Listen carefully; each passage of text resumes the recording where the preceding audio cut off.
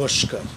ভারত কথার গ্রন্থিমোচনের ৭৫৩তম পর্বে আপনাদের সবাইকে জানাই সাদর সম্ভাষণ। মহামতি অনন্তলালের অসীম অনুগ্রহে আমরা শুনে চলেছি মহাভারতের শান্তি পর্বের রাজধর্মের আলোচনা। ঠিক রাজধর্মের আলোচনার মধ্যে আমরা প্রবেশ করতে চলেছি, এই কথাটা বলা যায়। আজকে সেই রাজধর্মের প্রস্তাবনা।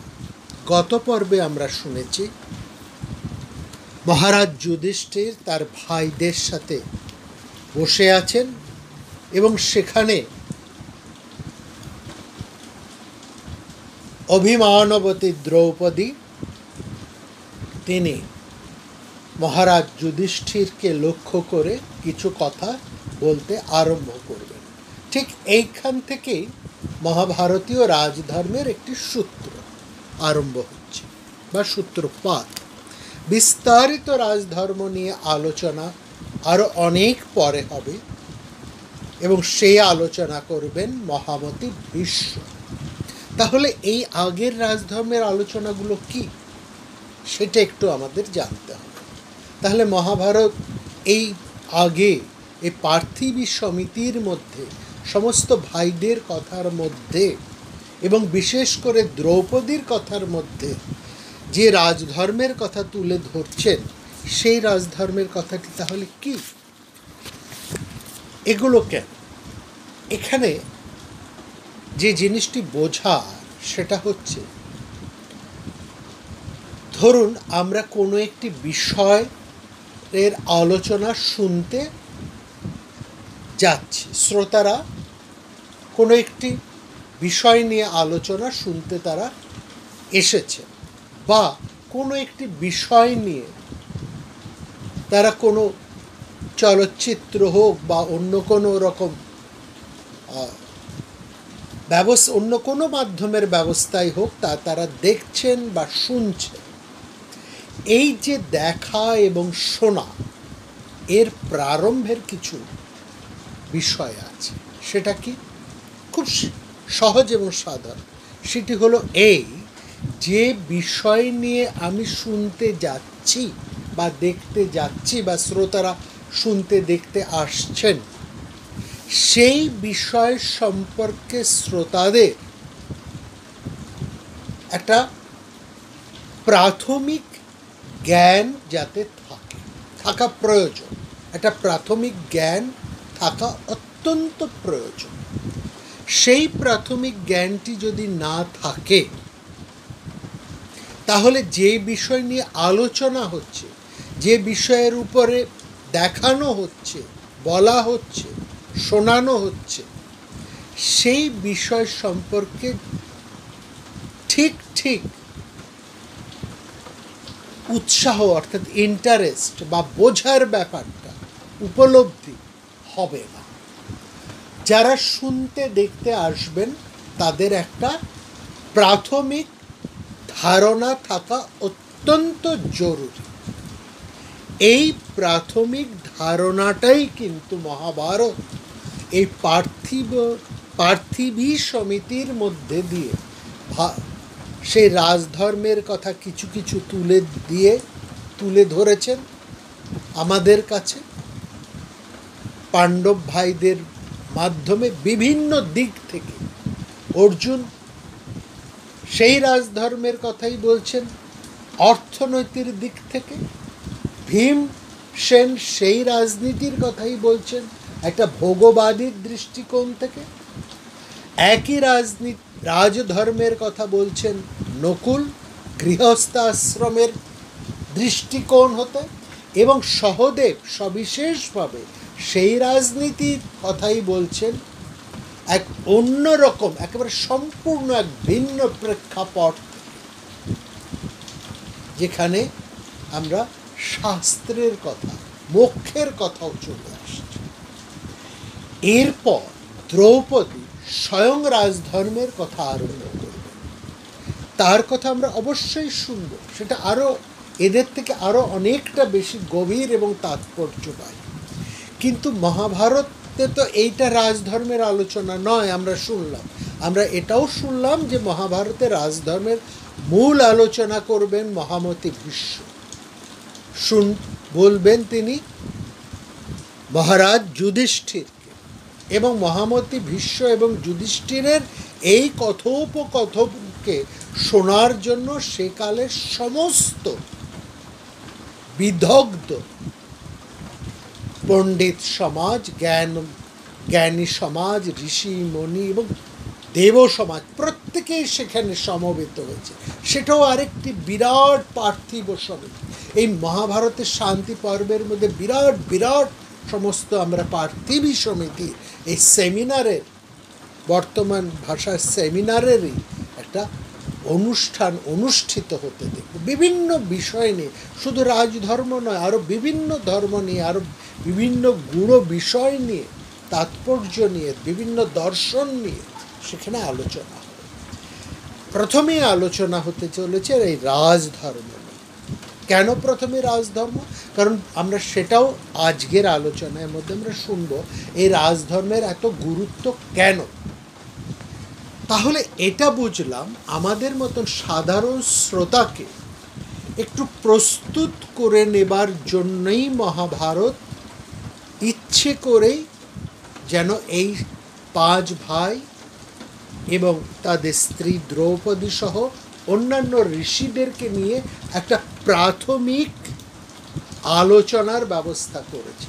এই যে প্রাথমিক পার্থিবী সমিতি, এই পার্থিবী সমিতির লক্ষ্য হচ্ছে যারা মহাভারতের শ্রোতা, পাঠক, আলোচক, তারা যখন ওই রাজধর্ম পর্বের মধ্যে যাবেন তাদের একটা প্রাথমিক ধ্যান ধারণা ইতিমধ্যে তৈরি হয়ে যাবে।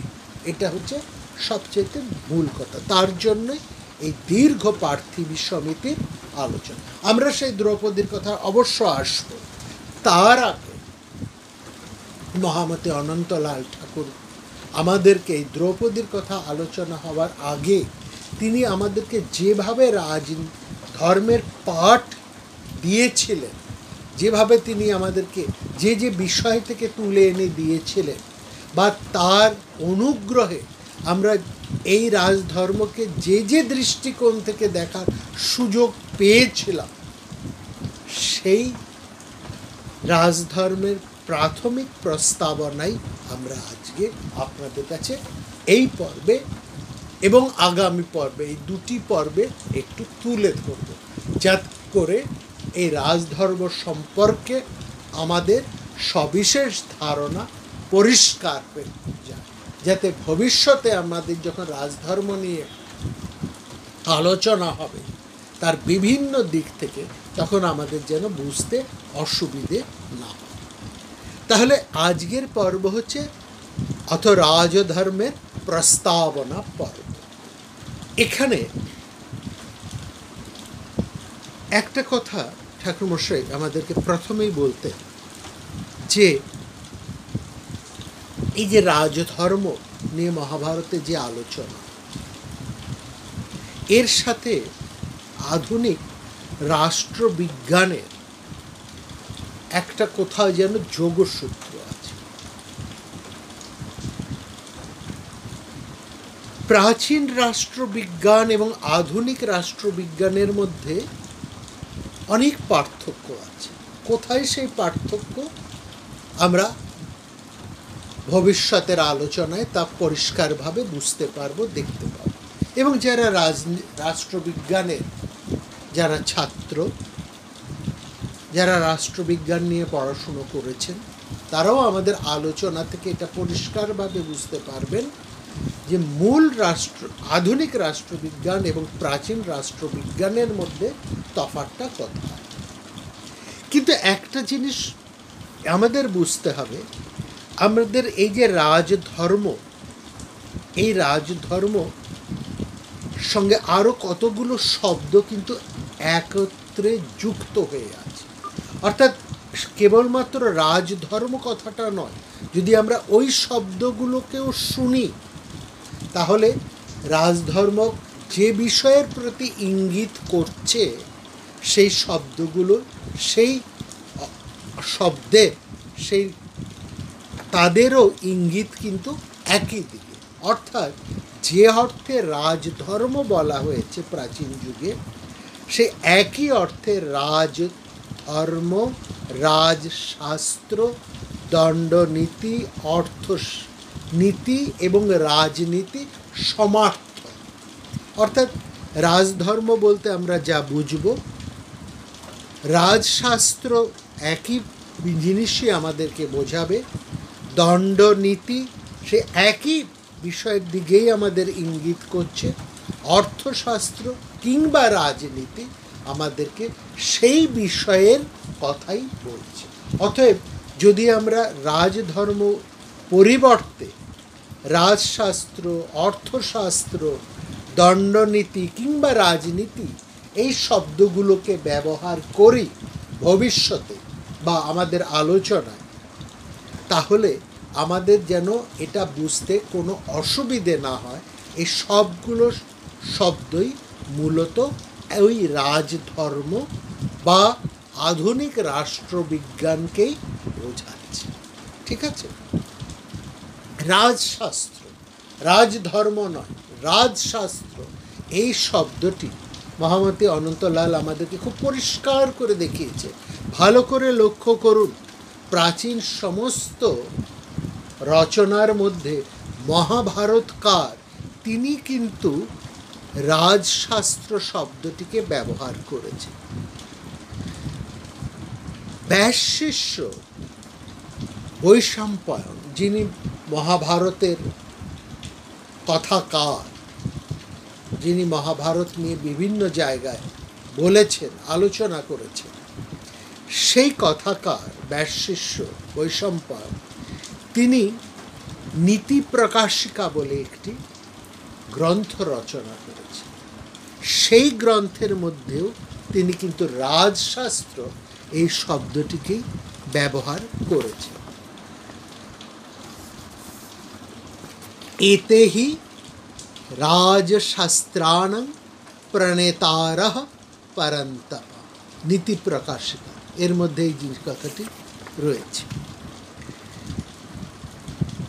তাহলে এবং কি ঠাকুরমশাই আমাদেরকে অশ্বঘোষের বুদ্ধচরিত খুলে এনে দেখিয়েছেন। ভালো করে দেখুন, এখানে শুক্র নীতির কথা রয়েছে, বৃহস্পতির নীতির কথা এখানে রয়েছে। এই শুক্রাচার্য এবং আচার্য বৃহস্পতি দুজনেই কিন্তু রাজধর্ম বা রাজশাস্ত্র প্রণেতাকার। আসবো আমরা সেই কথা। তারাও কিন্তু এই রাজনীতির কথা বলতে গিয়ে তারা রাজধর্ম শব্দটি ব্যবহার করেননি, বরং তারা রাজশাস্ত্র শব্দটিকেই ব্যবহার করেছে। এবং সেখানে আমরা দেখছি, সেখানে লেখা আছে যদাজ শাস্ত্র যদ্রাজ শাস্ত্র ভৃগুরঙ্গিরা বাণচক্রতু বংশকারি বৃষিত তয়ৌ সুত সৌম্য সসর্জতুস্ত কালেন শুক্রশ্চ বৃহস্পতিশ্চ। অর্থাৎ শুক্র এবং বৃহস্পতি দুজনেই রাজশাস্ত্র শব্দটি রাজনীতি শব্দকে বোঝাতেই ব্যবহার করেছে। আবার মহাভারতের মধ্যেই আমরা দেখতে পাচ্ছি সুনির্দিষ্টভাবে রাজনীতি কথাটা ব্যবহার যে সবসময় হয়েছে তা নয়, সেখানে নীতি শব্দটি শুধু ব্যবহার হয়েছে, শুধু নীতি, রাজনীতি নয়, নীতি কথাটি ব্যবহার হয়েছে। রাজ শব্দটি বাদ দিয়ে নীতি বা নয় শব্দটিকেও সেখানে প্রয়োগ করা হয়েছে। কেবল যে রাজনীতি নয়, সেখানে যেমন মহামতি ভীষ্মের আলোচনার সময় যখন আমরা শুনব, তখন তিনি সেখানে বলছেন তোষয়ত্বপচারেণ রাজনীতিমধীতবান।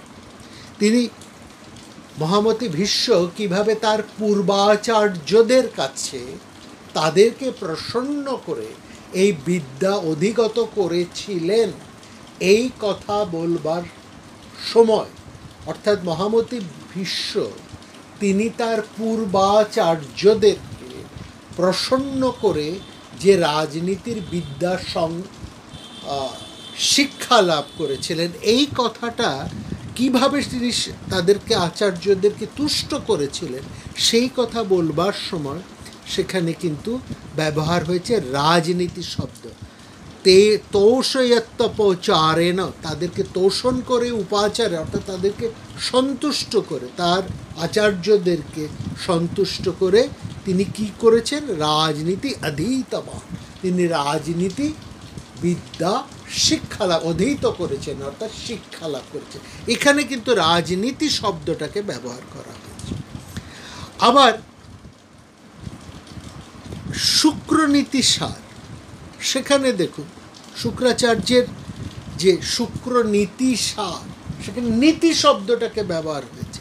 নীতি সার, নীতি প্রকাশিকা, নীতি বাক্যামৃতি, এই সমস্ত বিভিন্ন গ্রন্থ কিন্তু আমরা প্রাচীন সময়ে পাচ্ছি, বহু প্রাচীন সময়ের গ্রন্থ এগুলো।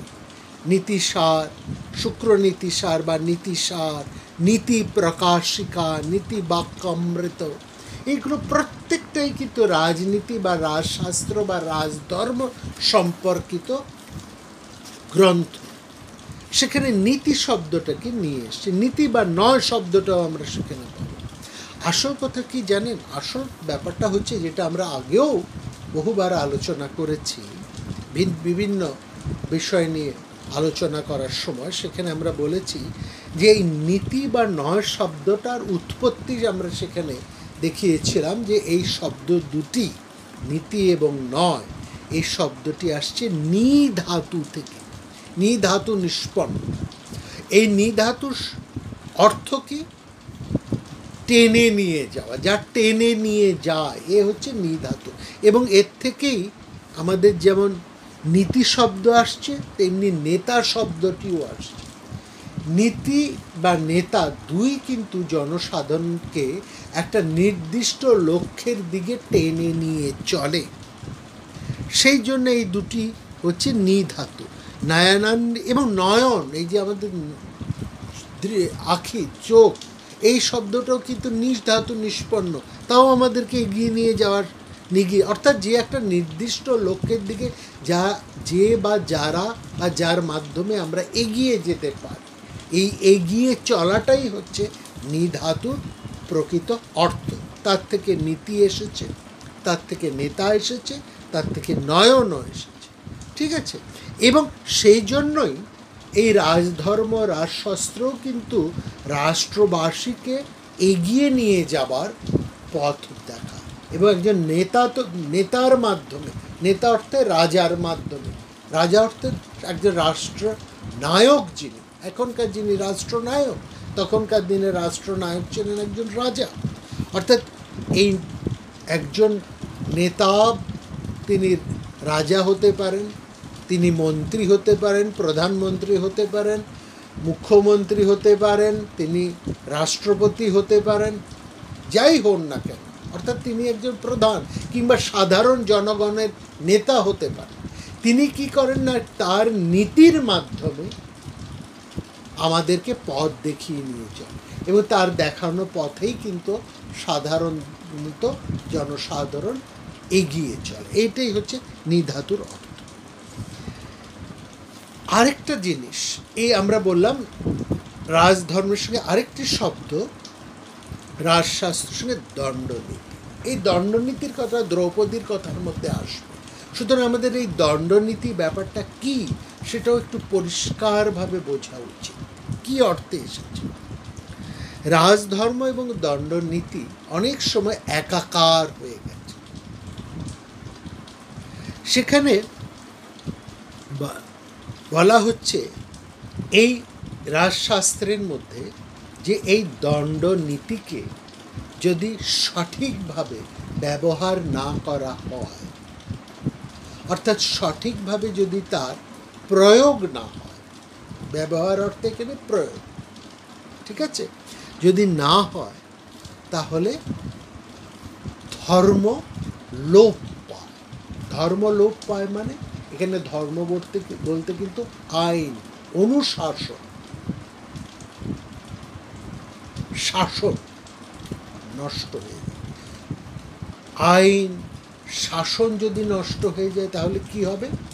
রাষ্ট্রে বিশৃঙ্খলা দেখা দেবে, এবং এই বিশৃঙ্খলার ফলে কি হবে না সেই রাষ্ট্রের মধ্যে অরাজকতার সৃষ্টি হবে।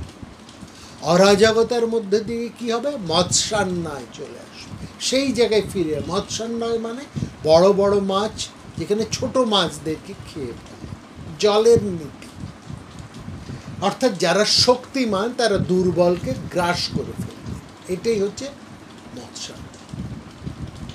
অর্থাৎ ভালো করে লক্ষ্য করুন, ডেমোক্রেসির মানে, ডেমোক্রেসির মধ্যে আমরা কি দেখি, যে অনেক বিশাল মানুষের যা মত সেটাই গুরুত্ব পায়, যেখানে অধিকাংশ মানুষের বক্তব্যটাই গুরুত্ব পায়। কিন্তু এটা হলেও কিন্তু একটা অসুবিধা হয় গণতন্ত্রের, এটাই আর একটা চমৎকার। গণতন্ত্র এই কথাটা বলে যে যেখানে সংখ্যাগরিষ্ঠতার মতর মধ্যে দিয়েই কিন্তু একটা দেশ চলবে গণতান্ত্রিক পদ্ধতিতে, কিন্তু সবসময় কি সেটা সঠিক হয়? এমন তো কিছু দুর্বল মানুষ থাকে যারা সংখ্যাগরিষ্ঠ নয়, যারা সংখ্যালঘিষ্ঠ, তাদের কথাও কিন্তু শুনতে হয়। তারা দুর্বল বলে হয়তো তারা মত প্রকাশ করতে পারছে না। And the beauty of the democracy is that, যে যারা সংখ্যাগরিষ্ঠ নয়, সংখ্যালঘিষ্ঠ, তাদের কথা শোনারও একটা কিন্তু সেখানে ব্যবস্থা থাকে, যেটা অন্য কোনো তন্ত্রে হয়তো এত ভালোভাবে থাকে না। কিন্তু দুর্ভাগ্য এটাই যে গণতন্ত্রের নাম দিয়ে আমরা সংখ্যাগরিষ্ঠের একটা ধারণা নিয়েই চলি, এবং সংখ্যালঘুর কথা সেখানে কিন্তু চাপা পড়ে যায়। এটা হচ্ছে গণতন্ত্রের দুর্বলতা। তার জন্য, এবং এই দুর্বলতা যত বেশি প্রকট হয়ে ওঠে সেখানে গণতান্ত্রিক ব্যবস্থাটা লোপ পায় বা নষ্ট হয়ে যায়, সেটা অন্য কথা। তাহলে যে কথাটা আমরা বলছি যে এই দণ্ডনীতির কথা বলতে কিন্তু এতগুলো কথা চলে এসছে, তাহলে কি কথা না, দণ্ডনীতির উপযুক্ত প্রয়োগটাই হচ্ছে আসল জিনিস। তা এই দণ্ডনীতি কে প্রয়োগ করবে, কে সঠিকভাবে, শুধু প্রয়োগ নয়, সঠিকভাবে প্রয়োগ। তাহলে আমাদের বুঝতে হবে দণ্ডনীতি ব্যাপারটা কি, তার প্রয়োগের ব্যাপারটাই বা কে প্রয়োগ করবে এবং কিভাবে প্রয়োগ করবে সেই সম্পর্কে আমাদের কিন্তু কিছু ধারণা থাকা উচিত। কারণ বারবার আমরা এই দণ্ডনীতির কথা শুনবো, এর সঠিক প্রয়োগের কথা, এর সঠিক প্রয়োগ না হলে কি কি হতে পারে, এসব নিয়ে আমরা অনেক জটিল গভীর আলোচনা ভবিষ্যতে আমরা শুনব। কিন্তু দণ্ডনীতির ব্যাপারেই যদি আমাদের সম্যক ধারণা না থাকে, তাহলে ওই আলোচনার থেকে তো আমাদের কিছু বোঝা যাবে না, আমাদের কাছে সেই আলোচনাটা খুব বেশি পরিষ্কার হবে না। সুতরাং এই প্রস্তাবনার মধ্যে দিয়ে, এই দুদিনের প্রস্তাবনার মধ্যে দিয়ে আমরা এই বিশদভাবে রাজধর্ম, দণ্ডনীতি ইত্যাদির বিষয়টিকে একটু প্রাঞ্জল করে নিতে চাই আমাদের নিজেদের মধ্যে, ঠিক আছে? তাহলে এই যে রাজধর্ম কথাটি তাহলে কে বলেছেন? আগে তো আমরা শুনলাম কথাটি আছে রাজশাস্ত্র, কথা আছে নীতি বা রাজনীতি বা কিংবা দণ্ডনীতি। রাজধর্মের প্রবক্তা হচ্ছেন মহামতি মনু, তিনি প্রথম রাজধর্ম এই শব্দটি ব্যবহার করেছেন, এবং তিনি এই কথাটা বলছেন তার রচনার মধ্যে। তিনি বলছেন, তিনি তার বক্তব্য আরম্ভ করছেন একেবারে যেন একটা প্রতিজ্ঞা করে। মহামতি মনু তার রচনার মধ্যে রাজধর্মের কথা আরম্ভ করছেন কিভাবে, একটা প্রতিজ্ঞা করে আরম্ভ করছেন। কি সেই প্রতিজ্ঞা না, রাজধর্মং প্রবক্ষ্যামি, আমি রাজধর্মের কথা বলছি। অর্থাৎ রাজধর্মের অন্তর্গত এই যে ধর্ম শব্দটি, এই এখানেও রাজধর্ম মধ্যে ধর্ম কথাটি আছে। এখানে এই ধর্ম শব্দের অর্থ কি? এখানে বহু বিশদ এই যে ধর্ম, এখানের এই রাজধর্মের ধর্ম শব্দের প্রকৃত অর্থ হচ্ছে কর্তব্য। কার কর্তব্য? রাজার কর্তব্য। এবং এটা খুব পরিষ্কার করে মনুসংহিতার টিকাকার মেধাতিথি তিনি আমাদের কাছে পরিষ্কার করে দিয়েছে। তিনি বলছেন, অর্থাৎ রাজার কর্তব্যের কথাই এখানে রাজধর্মের মধ্যে বলা হয়েছে। মেধাতিথি খুব পরিষ্কার করে এটা বলছেন। রাজধানী কী কথা, কী কর্তব্য, মনুস্মৃতির মধ্যে মেধাতিথি কী বলছেন, খুব ভালো করে শুনুন। রাজ ধর্ম শব্দ কর্তব্যতা বচনম ইত্যুক্তম, অর্থাৎ রাজধর্মের ধর্ম শব্দের অর্থ হচ্ছে কর্তব্য, ইত্যুক্তম, এটাই বলা হয়েছে। এই ধর্মের মধ্যে কর্তব্য কথা বলা হচ্ছে, রাজার কর্তব্য। রাজার কি কর্তব্য? রাজার তো অনেক কর্তব্য, সে কি কর্তব্য, কোন কোন কর্তব্যের কথা বলা হচ্ছে, বা রাজার কর্তব্য বলতে কি বোঝানো হয়েছে, সেখানে খুব পরিষ্কার করে মেধাতিথি বলেছেন, যদ্রাজ্ঞ কর্তব্যং তদিদানিম উচ্যতি ইতি প্রতিজ্ঞা। যেন এই বিষয়টা রাজার কি কি কর্তব্য সেই বিষয়েই যেন প্রতিজ্ঞা করে মহামতি মনু এই রাজধর্মের কথা বলছেন। এবার তাহলে সেই কর্তব্যটা কি? কর্তব্যঞ্চ দৃষ্টার্থং ষডগুণাদি, ষড়গুণ, ষাটগুণ বা ষড়গুণ, এই ষড়গুণই হচ্ছে রাজার ধর্ম। আমাদের কাছে পরিষ্কার হল, আমরা শুনলাম রাজার ধর্ম হচ্ছে 6টি গুণ, ষড়গুণ। তাহলে এবার আমাদের কাছে জানতে হবে আমাদেরকে এই 6টি গুণ কি কি, কোন 6টি গুণের কথা মহামতি মনু তার রাজধর্মে রাজার কর্তব্য হিসেবে খুব পরিষ্কার করে বলছেন। সেই ষটগুণ বা 6টি গুণ, এই 6টি গুণ কি, অর্থাৎ এই প্রত্যেকটাই যদি আমরা ভালো করে শুনি তাহলে তখন আমরা বুঝবো এই প্রত্যেকটা হচ্ছে রাজার পররাষ্ট্রীয় নীতির সাথে সবিশেষভাবে যুক্ত, পররাষ্ট্রীয় নীতির সাথে সবিশেষভাবে যুক্ত। কি সেই 6টি? অর্থাৎ রাজা কার সাথে সন্ধি করবেন, রাজা কার ক্ষতি করবেন, কার সাথে যুদ্ধ করবেন, কাকে উপেক্ষা করবেন, যুদ্ধের সময় কাকে আশ্রয় করবেন, কার কাছে আত্মসমর্পণ করবেন, কার সাথে সন্ধি করে তারপরে কার বিরুদ্ধে যুদ্ধ করবেন। এই যে 6টি নীতি, এই 6টি নীতিকে একসঙ্গে বলা হয় ষাটগুণ বা ষাটগুণ।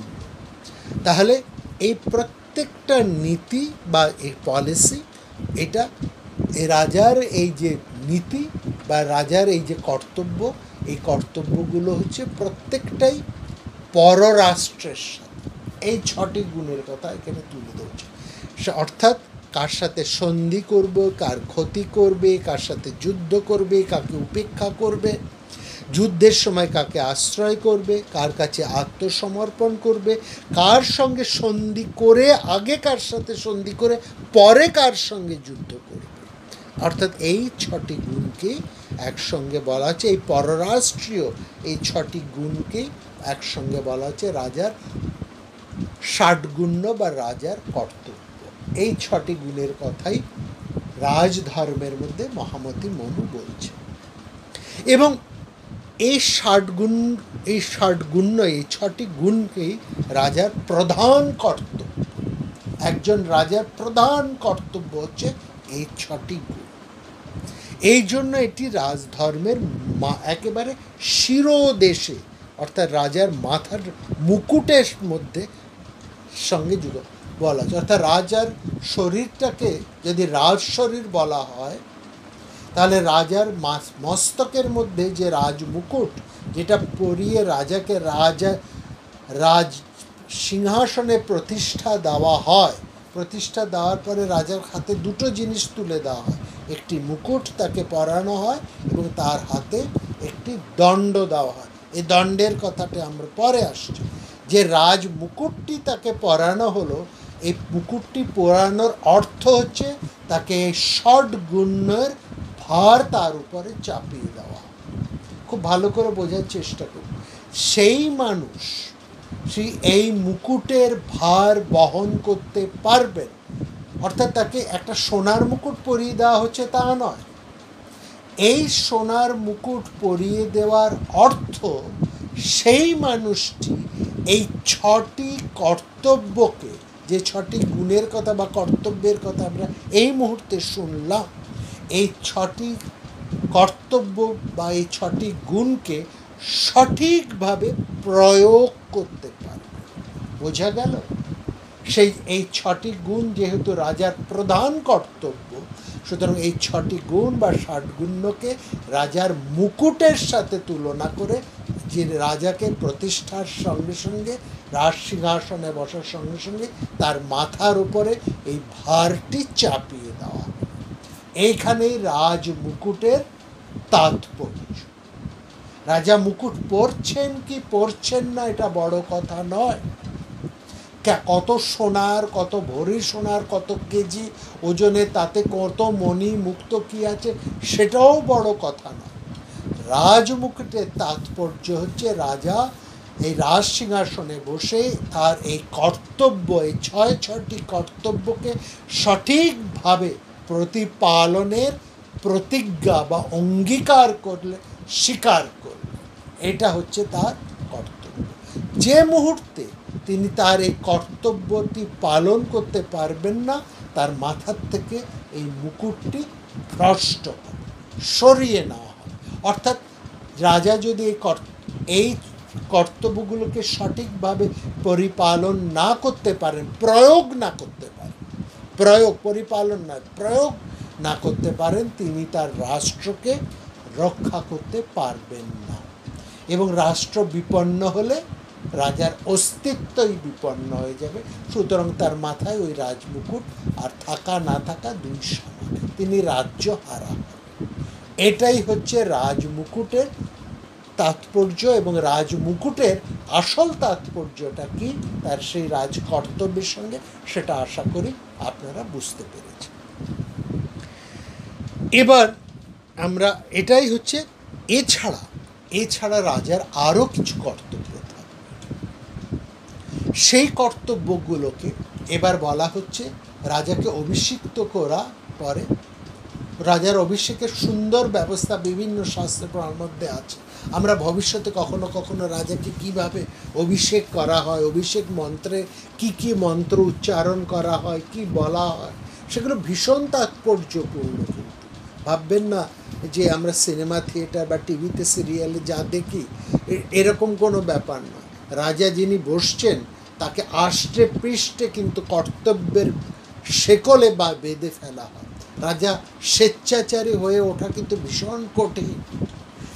যিনি সে দেখুন, স্বেচ্ছাচারী তো রাজধর্মের মধ্যেও, রাজতন্ত্রের মধ্যেও স্বেচ্ছাচারী হওয়ার সুযোগ আছে, গণতন্ত্রের মধ্যেও তো আমরা বহু স্বেচ্ছাচারী রাষ্ট্রনায়ককে দেখছি। এমনকি যে কোনো তন্ত্রই বলুন না কেন, প্রত্যেক তন্ত্রের মধ্যেই তো আমরা বহু স্বেচ্ছাচারী দেখেছি। যে স্বেচ্ছাচারী হবে তাকে কে আটকায়? কিন্তু আটকানোর একটা ব্যবস্থা আছে, সেটা রাজধর্মের মধ্যেও আছে, যেমন আমাদের গণতন্ত্রের মধ্যেও আছে, রাজতন্ত্র উভয়ের মধ্যে আছে। এখন কথা হচ্ছে আটকাবে কে? যারা যেখানকার অন্যান্য প্রজারা, সেখানে মহাভারতে একটা কথা খুব সুন্দরভাবে বলা আছে, সে কথাটা একটু বলে তারপর আবার আমরা আসছি। সেটা হচ্ছে যে রাজ্যের প্রজারা শিক্ষিত, যে রাজ্যের প্রজারা অর্থনীতিটা বোঝেন, রাষ্ট্রনীতিটাও বোঝেন, সে রাজ্যের রাজা হওয়া কিন্তু খুব সুখের। অর্থাৎ রাজাকে বেশি কষ্ট করতে হয় না, কারণ তিনি কি করতে চাইছেন বা কি করতে যাচ্ছেন, কেন তিনি এই নীতিটা নেবেন বা কেন এটা নেবেন না, কেন এই ব্যবস্থা তিনি অনুমোদন করছেন বা করছেন না, এটা বোঝাতে তার প্রজাবাসীকে, রাষ্ট্রবাসীকে কোনো অসুবিধা হয় না। অন্য দিক থেকে রাজাকেও খুব সজাগ থাকতে হয়, কারণ তিনি কোনো অন্যায় করলে সহজে ছাড় পাবেন না, কারণ তার রাষ্ট্রবাসীরা খুব সজাগ। তারাও তাদের অধিকার, তাদের আইন, তাদের কর্তব্য এবং রাজার কর্তব্য, নিজেদের কর্তব্য এবং রাজকর্তব্য দুটো সম্পর্কেই তারা সম্যক ওয়াকিবহাল এবং তারা তা মেনে চলে। এটি হচ্ছে তাৎপর্য। ফিরে আসি আমাদের পূর্বের আলোচনা। রাজার এছাড়াও আর কিছু কর্তব্য থাকে, সে কথাটা আমরা বলছি। কি কি? সে যেমন যাগযজ্ঞ, অর্থাৎ এই যাগযজ্ঞ বলতে কিন্তু আর আপনারা ওই আগুনে ঘি ঢালা বুঝবেন না। যাগযজ্ঞ হচ্ছে ইষ্টি। এই ইষ্টিতে পূর্ত ইষ্টি, রামায়ণের মধ্যে যারা রামায়ণের আমাদের আলোচনা রামায়ণী ফল্গুধারা শুনছেন, সেখানে এই পূর্ত ইষ্টি নিয়ে আমরা খুব বিশদে আলোচনা করেছি। সেই আলোচনা আর আমরা এখানে শুনবো না। আপনারা একসঙ্গে কিন্তু দুটোই শুনবেন, এই দুটি কিন্তু এই রাজধর্ম ইত্যাদি নিয়ে আলোচনা হচ্ছে, ভীষণ ইন্টারেস্টিং। এখানে অন্য কোনো গাল গল্প কিন্তু নেই এই সমস্ত দুটি মহাকাব্যের মধ্যে। এই মহাকাব্য দুটি কিন্তু আমাদের এই রাজধর্মের কথা নিয়েই বিস্তারিতভাবে আলোচনা হয়েছে, এবং সেখানে একজন রাজা কিভাবে চলবেন, প্রজা কল্যাণ তিনি কিভাবে করবেন, এবং তিনি তার কর্তব্য থেকে যদি চ্যুত হন তাহলে তার কি পরিণাম হতে পারে, এই নিয়েই কিন্তু এই দুটি মহাকাব্যের মধ্যে আলোচনা। সুতরাং এই দুটি মহাকাব্য কিন্তু একদিক থেকে রাজনীতি শাস্ত্র, অর্থনীতি শাস্ত্র, রাজনীতি শাস্ত্র, সমাজনীতি শাস্ত্র, অর্থাৎ ধর্ম, অর্থ, কাম, মোক্ষ, এই চারটি নিয়েই কিন্তু এই দুটি মহাকাব্যের মধ্যে বিস্তারিত আলোচনা করা হয়েছে। অর্থাৎ প্রত্যেকটিরই সমান গুরুত্ব দিই। তো রাজার এই ইষ্টি, পূর্ত শব্দটি কিন্তু আমরা এখনো আছে আমাদের দেশে, এখনো পূর্ত বিভাগ, পূর্ত সব কাজ কি জনকল্যাণ, ইষ্টি মানে যজ্ঞ, এই পূর্ত বিভাগ অর্থাৎ এই যাগযজ্ঞ রাজার অন্যতম কর্তব্য, অর্থাৎ জনকল্যাণ, রাষ্ট্রের কল্যাণ, রাষ্ট্রের সমৃদ্ধি এবং সঙ্গে সঙ্গে রাষ্ট্রবাসীর সমৃদ্ধি, উভয় সমৃদ্ধি। কেবল রাষ্ট্রের সমৃদ্ধি হলে রাষ্ট্রবাসীর সমৃদ্ধি নাও হতে পারে। এক শ্রেণীর লোকের অনেক সমৃদ্ধি হলো, আরেক শ্রেণীর লোক একেবারে অন্ধকারে নিমজ্জিত করে, যেটা আমরা এখন দেখছি। আমরা কি দেখছি, আমাদের দেশের অর্থনীতিটা এমন বিকলাঙ্গ অবস্থায় দাঁড়িয়ে পড়ে, যেখানে এক শ্রেণীর মানুষ খুব সমৃদ্ধ হয়ে উঠে পারে, শক্তিশালী হয়ে পড়ে, তাদের প্রচুর ধন, ঐশ্বর্য, ভোগ বিলাস, তাদের অনেক সমৃদ্ধি ঘটে। আর অনেক মানুষ বা হয়তো সংখ্যাগরিষ্ঠ মানুষই কিন্তু অর্থনীতির নিচে নেমে যান, অন্ধকারে নেমে যান। এটা কিন্তু রাজার যাগযজ্ঞের বা জনকল্যাণের সঠিক কাজ হচ্ছে। এখানে রাষ্ট্রের হয়তো উন্নতি হচ্ছে, রাষ্ট্রের কিছু মানুষের সমৃদ্ধি ঘটছে, কিন্তু সাধারণ প্রজার, রাষ্ট্রবাসীর দুর্দশা হচ্ছে। সুতরাং এই যে যাগযজ্ঞের সঙ্গে এই শব্দটি সবিশেষভাবে যুক্ত, রাষ্ট্রের মঙ্গল, সেই সঙ্গে সঙ্গে রাষ্ট্রবাসীরও মঙ্গল, রাষ্ট্রের উন্নতি, রাষ্ট্রবাসীরও উন্নতি, সমৃদ্ধি, এইটিকে আর এই বিষয় নিয়েও বিস্তারিত আলোচনা। এইটি হচ্ছে একটি রাজার কর্তব্য। আর কি কর্তব্য আছে? দান। দানটা ভেরি ইম্পর্টেন্ট। দান হচ্ছে কোথায় না, কখনো অর্থনীতিতে বা কখনো সামাজিক পরিস্থিতিতে এমন কিছু দুর্বিপাক ঘটে যায়, এটা প্রাকৃতিক দুর্বিপাক হতে পারে, মহামারী জনিত হতে পারে, দাঙ্গা, যুদ্ধ ইত্যাদি কারণে হতে পারে। এই দুর্বিপাক, যেমন মহাভারতের এই ভীষণ যুদ্ধের ফলে হস্তিনাপুর একদম রুইন্ড হয়ে গেছে, একদম ধ্বংস হয়ে গেছে তার অর্থনীতি। সেই জন্য বারবার পাণ্ডবরা, তার ভাইরা, তারা যুধিষ্ঠিরকে বলছেন, তাদের জ্যেষ্ঠ ভাইকে বলছেন, আপনি রাজ্যে নিয়ে এখন দান ধ্যান করে প্রজাদের উন্নতির চেষ্টা করুন, আর রাষ্ট্রের অর্থনীতির কথা ভাবুন, তাকে যে আমরা অর্জুনের মুখে শুনেছি। এই দানটা এখানে, সে দান মানে তেলা মাথায় তেল দেওয়া নয়, পাইয়ে দেওয়া নয়, যেখানে যেখানে প্রয়োজন। এবং এই দান দুরকমভাবে হতে পারে, সরাসরি জিনিসপত্র দিয়ে, কাজের সুযোগ করে দিয়ে, অথবা সরাসরি অর্থ প্রজা সাধারণের হাতে তুলে দিয়ে। অর্থাৎ এই দানের সাথে অর্থনীতি খুব সরাসরি সংযুক্ত। অর্থনীতিকে চাঙ্গা করতে হলে এই দানের ব্যাপারটা ভীষণ গুরুত্বপূর্ণ, এবং মনে রাখতে হবে অপাত্রে দান, যথেষ্টভাবে বিচার বিবেচনা করে সঠিকভাবে এই দানের ব্যাপারটা নিতে হবে। এই দান শব্দটি অর্থনীতিকেই বোঝাচ্ছে, অর্থনীতির সাথে সম্পৃক্ত। তাহলে এটা হচ্ছে রাজার আরেকটি গুণ। প্রথমে শুনলাম যাগযজ্ঞ, তারপরে এলো দান, এবারে হচ্ছে ব্রাহ্মণ সেবা। এই ব্রাহ্মণ সেবা শুনলে সবাই ক্ষেপে ওঠে, বলে আবার সেই কত এক শ্রেণীর লোককে তোষাবোধ না। আমরা ব্রাহ্মণ বলতে কাদেরকে বোঝানো হয়, কোন গুণ থাকলে একজন মানুষ ব্রাহ্মণ হতে পারে, এই নিয়ে ডিটেল আলোচনা করেছি। আসল কথা, এখন নিশ্চয়ই আমার শ্রোতারা এই সম্পর্কে ওয়াকিবহাল হয়ে গেছেন, তারা অন্তত এইটুকু শিক্ষিত হয়ে উঠেছেন যে ব্রাহ্মণ বলতে আমরা কি বোঝাতে চাইছি। অর্থাৎ জন্মগত পৈতেধারী টুলো ব্রাহ্মণের কথা আমরা বলছি না। ব্রাহ্মণ বলতে যারা বিদ্যুৎসাহী, যারা পড়াশুনো করছেন, জ্ঞান চর্চা করছেন, গবেষক, বিভিন্ন ক্ষেত্রে যে গবেষণামূলক কাজ। দুর্ভাগ্য আমাদের দেশে যে আমাদের এখন সরকারের আনুকূল্যহীনতার জন্য অনেক গবেষণা নষ্ট হয়ে গেছে বা বন্ধ হয়ে গেছে। এখন সরকারের একটা অন্যরকম নীতি এসে যাচ্ছে, যার ফলে দেখবেন অনেক গবেষক তাদের কাজ চালাতে পারছে।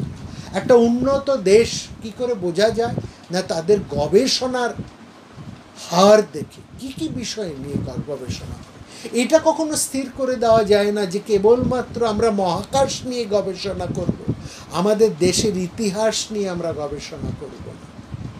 এটা একমাত্র ঠিক করা ভুল যে কেবলমাত্র আমরা বিজ্ঞানের এই বিশেষ বিশেষ বিষয় নিয়ে গবেষণায় অর্থ করব, ব্যবস্থা করব, অর্থের প্রয়োগ, অর্থের ব্যবস্থা রাখব। রাষ্ট্র যদি ভাবে কেবলমাত্র আমরা অর্থ খরচ করব বিজ্ঞানের এই বিশেষ বিশেষ ক্ষেত্রে, কিন্তু আমাদের সাহিত্য বিষয়ে, কলা বিষয়ে আমরা গবেষণা করব না, সেটাও কিন্তু রাষ্ট্রকে পিছিয়ে দেবে। যে বিদ্যার যে বিভিন্ন কলাগুলো রয়েছে, সাহিত্য, বিজ্ঞান থেকে আরম্ভ করে প্রত্যেকটা, চিকিৎসা, সমাজ, বিভিন্ন কলা, 16টি যে কলার ব্যাপার রয়েছে, 16 ছাড়ি এখন বোধহয় সেটা 24টি কলার আমরা পরিচয় পাই। প্রত্যেকটি বিষয়ের কিন্তু সমান গুরুত্ব রাখতে হবে, কারণ সমাজ জীবনে প্রত্যেকটারই সমান গুরুত্বপূর্ণ আছে। এটা ঠিক করে দেওয়া যায় না যে চিকিৎসা ক্ষেত্রে আমরা কেবলমাত্র ক্যান্সারেরই চিকিৎসা করব, সাধারণ এই জ্বরের, পেট খারাপের ব্যাপারে আমরা অর্থ ব্যবস্থা করব না গবেষণায়। তাহলে সেটা কিন্তু আমাদেরকে ক্ষতি, আমাদের পক্ষে সেটা কিন্তু ভীষণ সংকট সৃষ্টি করবে। সুতরাং এই ব্রাহ্মণ সেবা বলতে কিন্তু এই পড়াশুনোর ব্যাপারে, জ্ঞান চর্চার ক্ষেত্রে, গবেষণার ক্ষেত্রে রাজার যে দৃষ্টি তাকে বোঝানো হচ্ছে। তাহলে এই তিনটে, একটি হলো যাগযজ্ঞ, অপরটি হচ্ছে দান, তৃতীয়টি ব্রাহ্মণ সেবা। এই কথাগুলো বোঝার তার তাৎপর্যকে কিন্তু আমাদের বুঝতে হবে। আমরা দান শুনলে ভাবছি যে পকেটে 2 টাকা এনে বা 10 টাকা বা 1000 টাকা কাউকে দিয়ে দিলাম, না।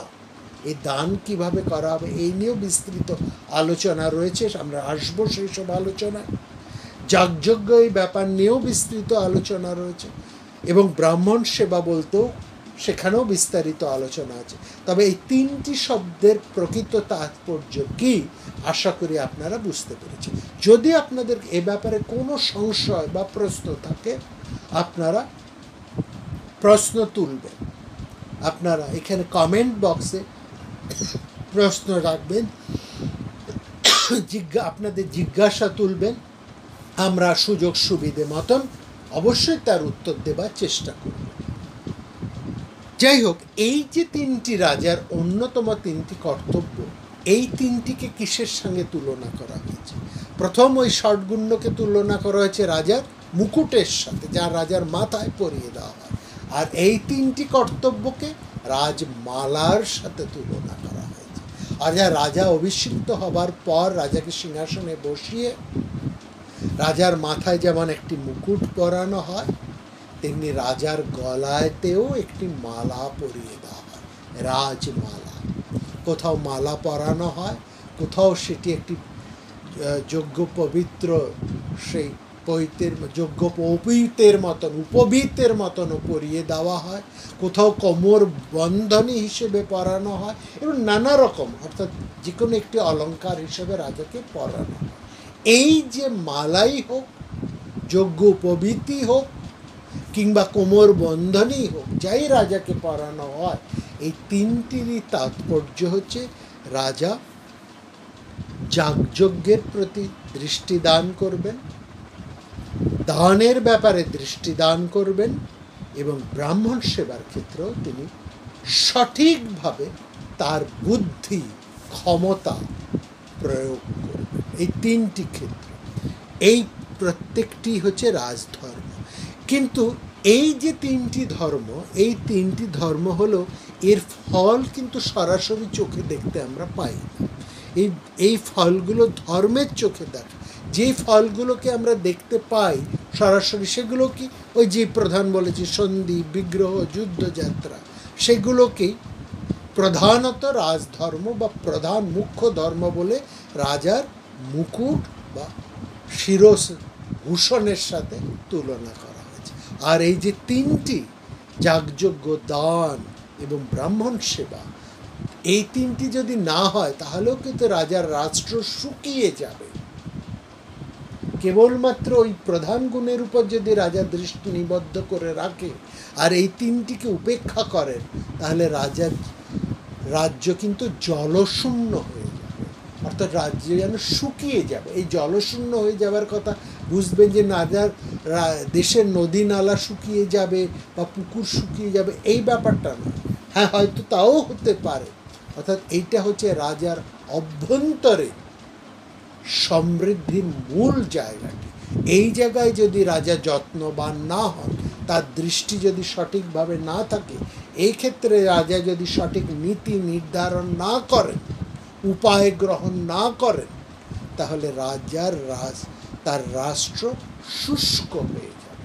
এই কথা হয়েছে, যেমন ফুলের মালা শুকিয়ে যায়, সেই জন্য সেগুলোকে মালার সাথে তুলনা করা হয়েছে। আজ এই অবধি। আগামী পর্বে আমরা আসব দণ্ডনীতি। রাজধর্ম, আমরা দুটি রাজার মূল কর্তব্য, মূল প্রধান কর্তব্যের কথাগুলো শুনেছি, সেই 6টি কর্তব্য, এবং সেটি রাজমুকুটের তাৎপর্যে আমরা বুঝেছি। দ্বিতীয় রাজার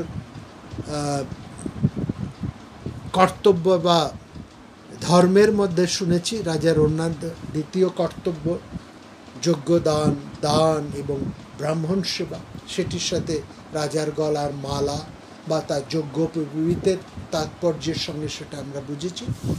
আগামী পর্বে আমরা যে বিষয় নিয়ে আলোচনা করব সেটি হচ্ছে দণ্ডনীতি, তার তাৎপর্য। আশা করি এটুকু বুঝতে আপনাদের সুবিধা হয়েছে। আবারও আমরা বলছি, কোথাও আপনাদের কোনো প্রশ্ন থাকলে, জিজ্ঞাসা থাকলে এই বিষয়ের উপরে সংক্ষিপ্তভাবে সেই প্রশ্ন, সুনির্দিষ্টভাবে, সংক্ষিপ্ত না সুনির্দিষ্ট প্রশ্ন আপনারা কমেন্ট বক্সে তুলে দেবেন, আমরা তার উত্তর আপনাদের কাছে আনব। এছাড়াও এই আলোচনার আপনাদের মতামত জানতেও আমরা আগ্রহী। আপনারা এটাকে ধরতে পাচ্ছেন কিনা, আপনাদের কাছে ইন্টারেস্ট লাগছে কিনা, আর অন্য কিভাবে আপনারা এটা জানতে চান, সে সম্পর্কেও আপনাদের মতামত সবিশেষভাবে আমরা জানতে আগ্রহী। সবাই খুব ভালো থাকবেন, আনন্দে থাকবেন। আগামী পর্বে আমরা আপনাদের কাছে উপস্থিত হব। নমস্কার।